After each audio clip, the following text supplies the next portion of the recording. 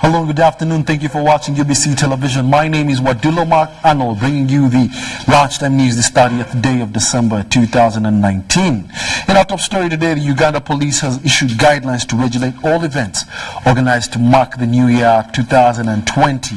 Addressing the media, police spokesperson Fred Enanga cautioned the general public against misuse of bullets and deviation of fireworks regulations. Let's take a look.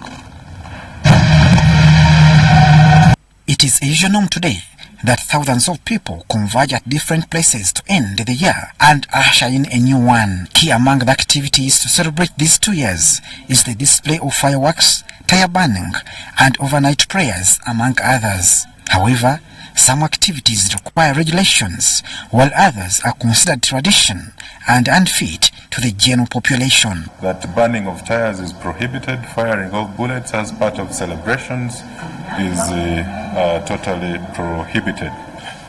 So only contractors who are licensed under the Explosives Act shall display fireworks following the standard fireworks displays. The Uganda Police Territorial Commanders are ordered to inspect the observance of guidelines regulating events arranged at places of worship and other recreation centers. They are supposed to work with our counter-terrorism units. They will be escorting the fireworks for display from our city headquarters here in Kampala to all these venues and ensure that they are displayed in a safe manner. Those ones that shall not have been displayed will be repackaged and returned to the headquarters. Past threats and attacks targeting crowded places are still so fresh in many Ugandans' minds, reason why Enanga calls for vigilance and full cooperation of proprietors of recreation centers such as beaches in ensuring safety at their places. At the beaches, we are also targeting alcohol-related violence and any other antisocial behavior that arises out of the excitement at the beaches. There are always complaints you get where people who happen to be like in a drunken state trying to enter the waters, and even where you find people swimming at past 6 p.m., which is the limit for entering the waters. And sometimes you find there are not enough lifeguards at the beaches, which puts the security of beachgoers and other revelers at risk. Meanwhile, police has given highlights on the recent raid it conducted targeting phone and motorcycle dealers. Established that out of that operation, 885 phones that we had recovered in that operation had used SIM cards.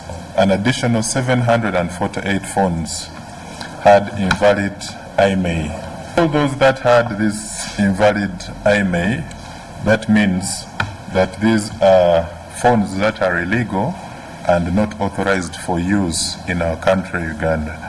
That means that they are fake, actually fake phones that you cannot even track because they don't have the development. Out of the 140 suspected stolen motorcycles, the 18 motorcycle frames, 20 engines, and assorted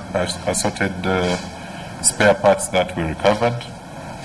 We got details from URA on 125 motorcycles. Police has called on the general public to be vigilant about personal security as they celebrate completion of 2019 and usher in of 2020.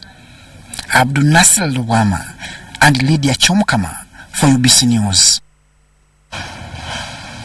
And now in other news, the veteran politician and founder of the Forum for Democratic Change, FDC party, Dr.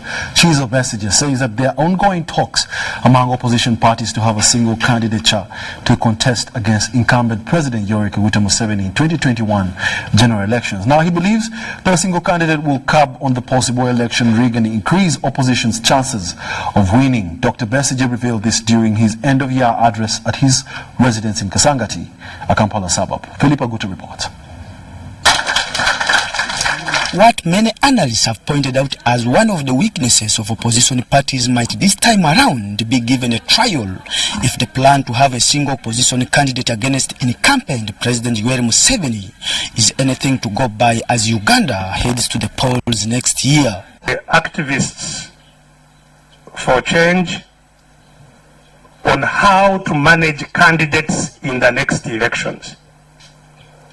And yes, we think that we should have a unified candidate, and we are working towards that, having a unified candidate.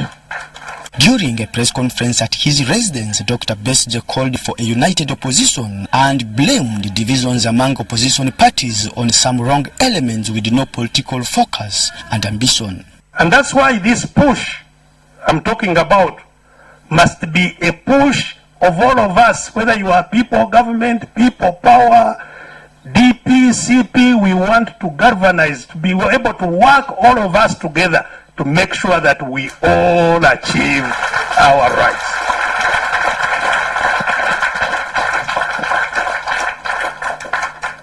And that is one area that we have invested quite a lot of effort during this year. The effort of seeing us work together. All those who want change working together. Asked if he will still contest in 2021, Besigye, who is a four-time presidential candidate, says the decision will be taken by the FDC party. According to the FDC constitution and regulations, in those regulations, they don't approach people. People approach them to become candidates. Yes, you get to be nominated, you look for people to support you, you present your nomination, you fulfill the qualifications, they check to see that you have fulfilled the qualifications, then you become a nominated candidate for a flag bearer.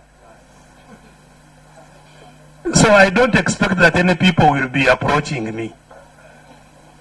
Will I be approaching that process? That should be left to me.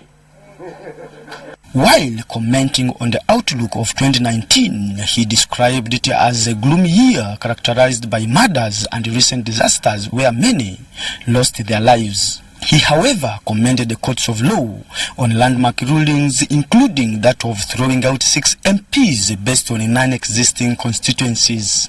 But there was also a ruling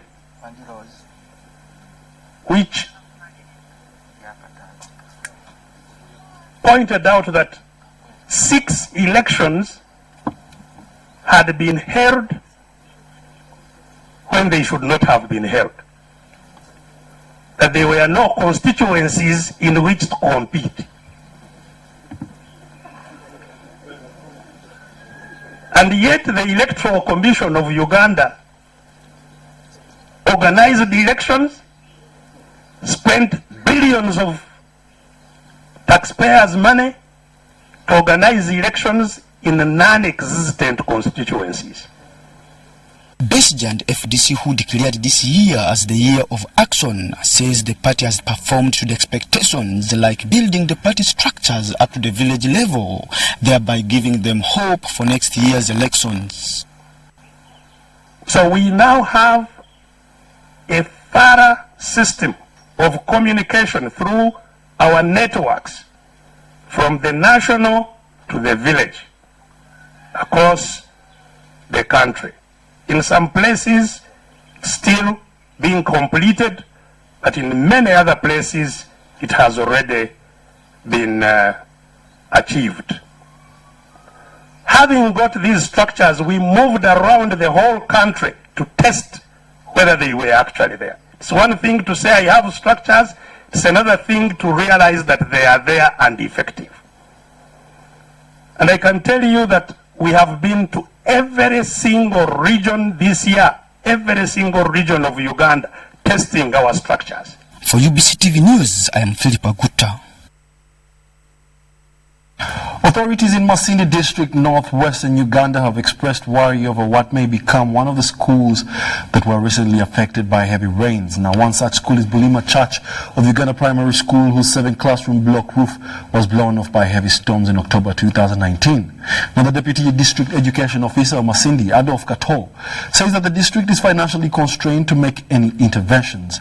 Let's look at a deeper part of the story within the next report. Off Masindi Hoima Road lies Bulima Church of Uganda Primary School in northwestern Uganda.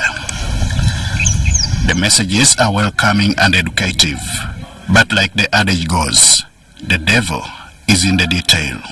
The written messages in the compound do not reflect the current state of the school, whose fate now hangs in balance. Trees are in place and weather stations are in plenty.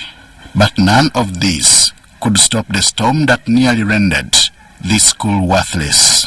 Our school was struck by a violent storm which left most of the school buildings destroyed. So from that day, we got confused. The following day, we called the management meeting and the PTA. We had a joint PTA management meeting. Requiring almost $1 billion shillings to repair is a worry that all concerned people share, including parents. Kisomero kyali kiretereze kwa muyaga mwingi n'enjura nyingi ogunigwa kikambwire wa ekyateira munamani kikalo kyamana kiyaga muno hamwe n'enjura nyamwingi dali mazima abana tukubatwara titwine kyokora bana tibajja kusoma ni baterwa enjura ne bisika mbiyo ebindi bikusobora no kubatera musaba government okutwirukira okutugaruriraho ebyombeko ebyayombekere nukuwa abana betu ali baratandikira kusoma bukwezi kwa kabiri ebiro bisatu tube twinaho ebyombeko bigarukire nuko abana batandikira abo kwa abana nibasa kutwirukaho.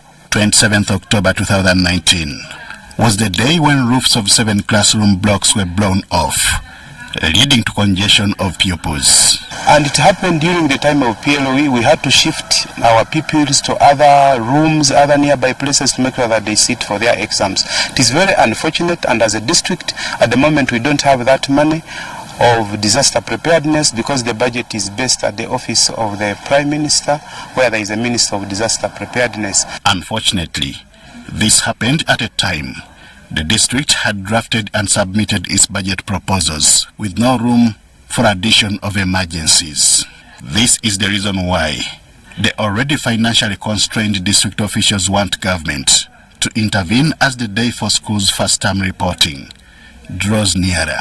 But we are very sure, because the ministry required the updates of every district, we have done that.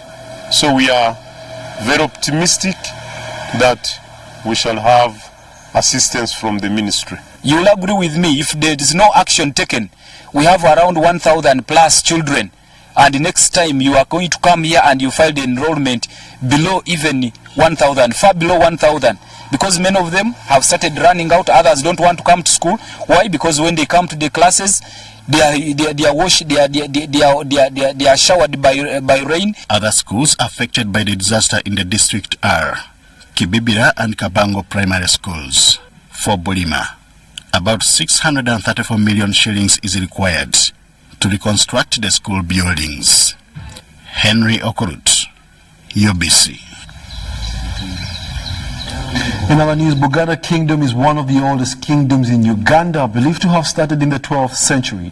Now, legends show that Ssekabaka Kintu was the first king through generations to present reign of His Majesty Ronald Muwenda Mutebi II, the 36th Kabaka of Buganda. Now, reporter Banajiga met the Katikiro of Buganda, Charles Peter Maiga, who spearheads the cultural revolution of Buganda Kingdom since it was restored in 1993.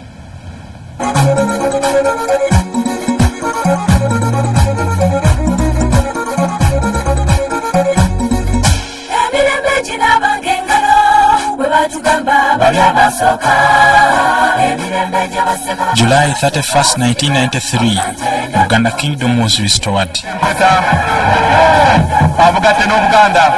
It is a memorable day when the then Sabataka of a nearly defunct kingdom, Ronald Mwenda Mutebi II, was coronated His Majesty the Kabaka of Buganda Kingdom at Nagalabi Buddo in Wakiso district.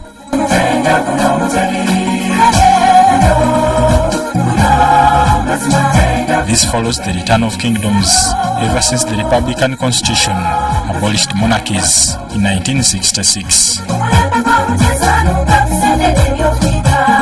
The kingdom lay inactive with loss of norms and values that identify the people of Buganda, one of the remarkable monarchies in the Interlacustrine region. 26 years ago, Kabaka Ronald Mwenda Mutebi II has restored the glory of the kingdom. Tuddamu okubagamba obukulu bw'obwegassi mu mirimu gyaffe.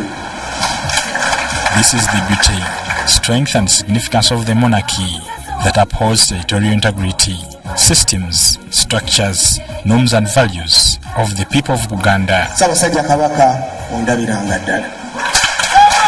In the last 26 years, the Kingdom of Buganda has restored all levels of its old administrative units, like counties, sub-counties, villages and clans that date back to the Tembus dynasty. Buganda Kingdom has prime ministers, traditionally referred to as Katikiro. These conduct kingdom matters on behalf of the Kabaka. Katikiros Joseph Mulwanya Mulise Mwogerere, Daniel Mulika, Engineer John Baptist Walusimbi, and the current Charles Peter Maiga have served Buganda Kingdom since its restoration. The Katikiro of Buganda, Charles Peter Maiga, tells UBC that Buganda is a kingdom to reckon with. Well, I think the first achievement is the unity of the people of Buganda. I think the Kabaka has effectively brought his people together. We've been able to work with people of all kinds, of all different kinds of political persuasions. The spirit of togetherness is very much alive.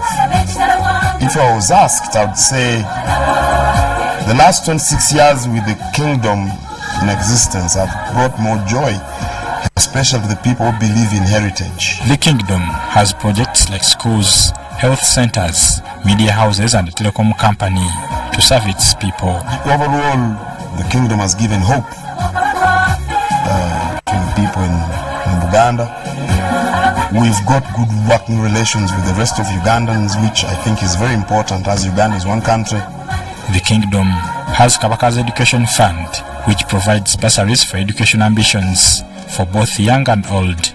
Buganda Kingdom observes 5 pillars to uphold the culture and heritage, sharing power through a federal system of government, protection of land and the boundaries of the kingdom, including the clan system, work ethic, and health of the people. And then finally, being together, working together as one, being united, because we've got people of different nationalities all residing in Buganda. We've got people of different religious beliefs. We can work together because the clan system again gives us a good example. But ever since Buganda Kingdom came into being, it has always been at the forefront. We are the center of things.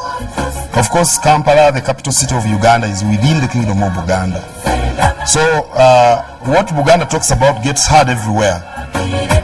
But also, the Kingdom of Buganda is older than most kingdoms, except that of Bunyoro.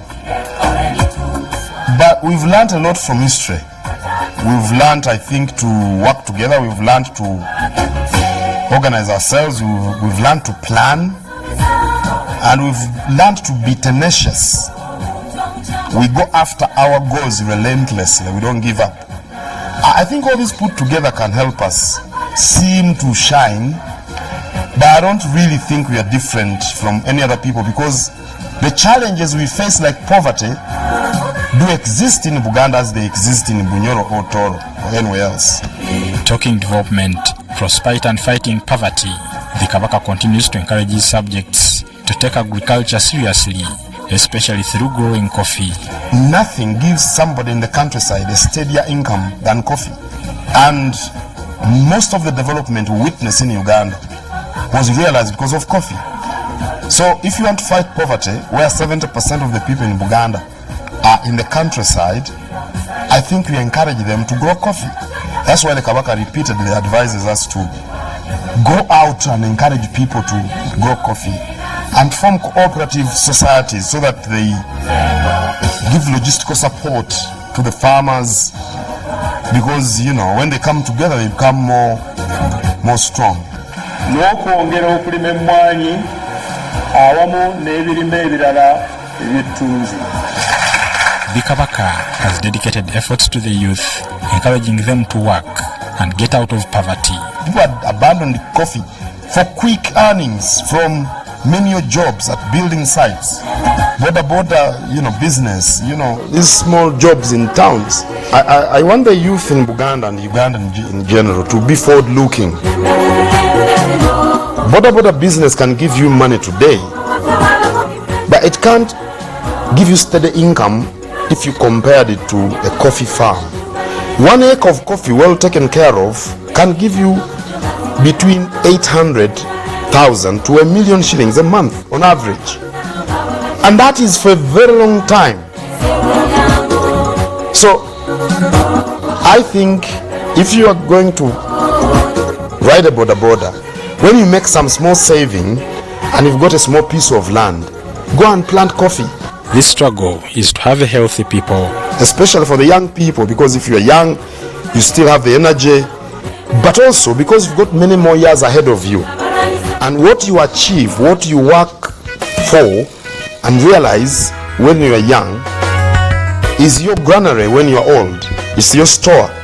If you didn't work when you're young, you're going to starve when you're old, and that can be very dangerous. So I encourage young people to work very hard and to stay focused and to avoid AIDS. The fight against HIV and AIDS among the youth has won the Kabaka recognition by the Joint United Nations Programme on HIV, UN AIDS, in 2017. He was appointed its Goodwill Ambassador in the fight against HIV and AIDS. In 2013, Kabaka Mutebi President Yoweri Museveni signed a pact for returning kingdom property, plus clearing accumulated rent arrears of Uganda shillings 6 billion. In April 2014, President Museveni returned some titles to the kingdom. So far, 293 land titles have been returned. All our wealth, I should say, because government owes us a lot of money, a lot of things. We continuously engage government. I think it's the best method. But I think these things should be gotten out of the way once and for all. All that Buganda is demanding from the central government should be returned to us, so that we concentrate on the key issues, especially those related to fighting poverty.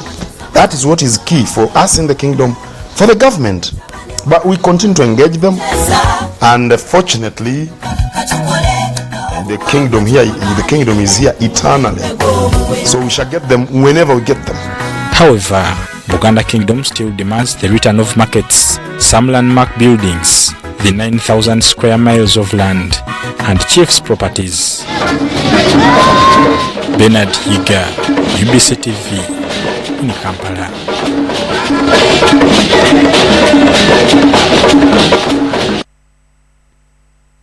The Katikiro of Buganda, they are delivering the achievements of Buganda Kingdom, seeing it for 26 years. That's quite big. Let's now take a short break and be back with more lunchtime news. Stay tuned.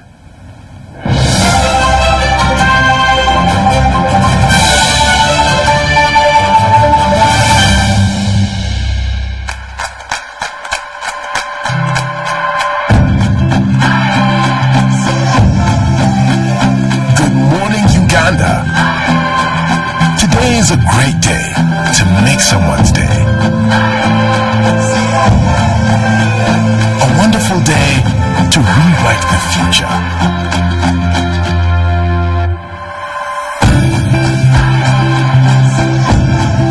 Today is a beautiful day to light up their world.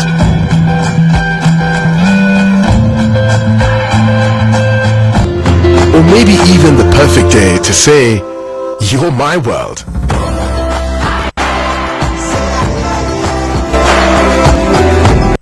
A marvelous day to make a brand new start.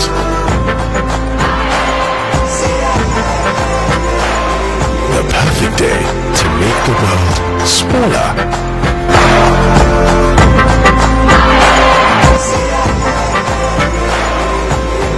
Uganda, today isn't just another day. Today is your day. Airtel Money, with you always. Airtel Money, instant, secure, borderless.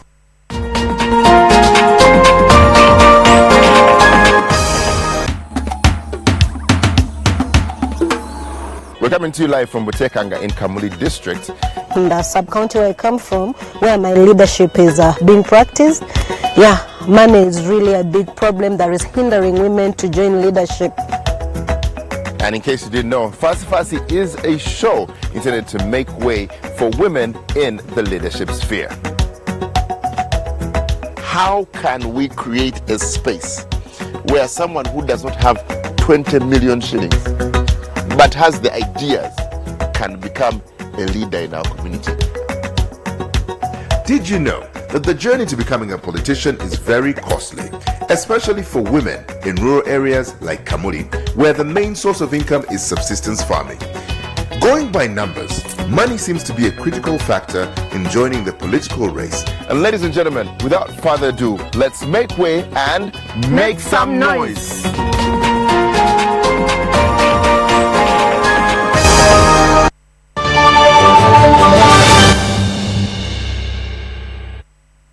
Welcome back. You're still watching the Lunchtime News here on UBC TV, and also please do remember we are streaming live on Facebook and YouTube under the scores UBC TV Uganda. Now, in our business news, Uganda National Bureau of Standards has arrested a number of employees of a cosmetics company, Sure Deal, as well as confiscated some assortment products after it was found that they contained cancerous chemicals like hydroquinone and mercury. This was during an operation in which UNBS officials, led by police, carried out a thorough search through downtown shops known for selling bleaching cosmetics, mainly Sure Deal products. Let's take a look.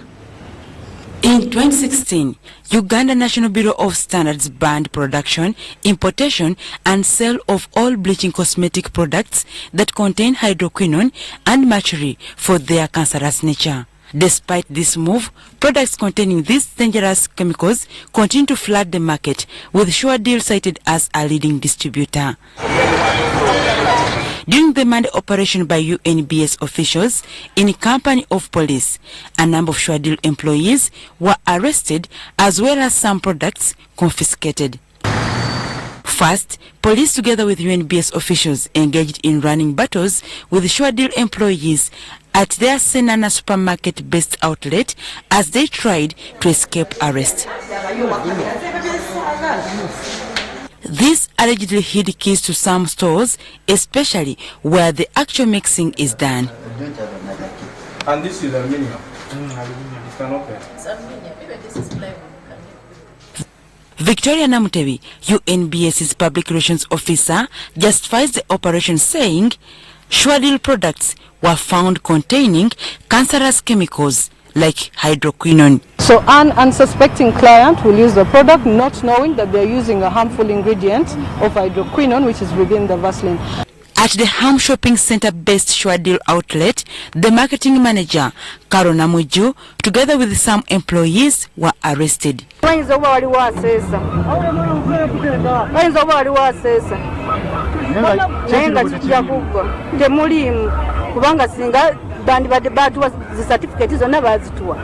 According to UNBS's publicists, Victoria Namutebi, the suspects will be dealt with in accordance with the law. Namutebi also cautioned the general public against using bleaching products, especially those with hydroquinone and mercury. Over or long-term exposure to hydroquinone causes cancer. It also irritates the eyes. It can cause redness of the eyes and also open sores. It should be recalled that early this year, court found Sure Deal proprietor guilty of illegally mixing dangerous chemicals in her products, and as such, she paid a court fine as well as pledging never to do it again.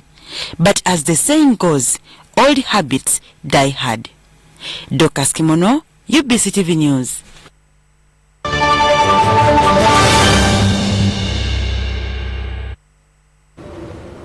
On the international scene, the Iraqi Prime Minister Abdel Mahdi has condemned the U.S. airstrikes which killed at least 25 members of an Iranian-backed Iraqi militia. Now, Mr. Mahdi said that the U.S. action on Sunday had violated Iraqi sovereignty. The Prime Minister appeared to suggest that Iraq would now have to review its relationship with the United States of America. And U.S. forces targeted the Kataib Hezbollah militia in retaliation for attacks on bases in Iraq that are used by the U.S. military. Washington on Monday accused the Iraqi authorities of failing to protect U.S. interests, and the Americans have fought for years alongside Iraqi government forces in their confrontation with the Islamic State group actually, rather. And that brings us to the end of our lunchtime bulletin this 31st day of December as we usher in the new year. Happy New Year and have yourselves a very prosperous 2020.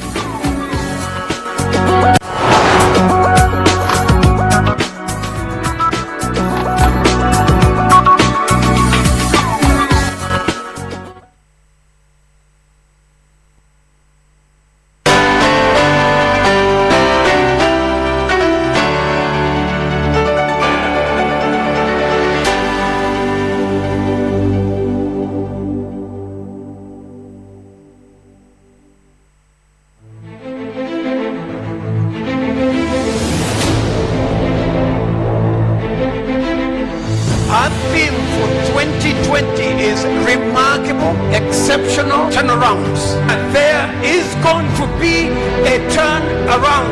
Mwaka mulamba abadde agenda mu kuzikirira agende mu buwanguzi, abadde atambulira mu bwavu amangu atambulire mu bugagga.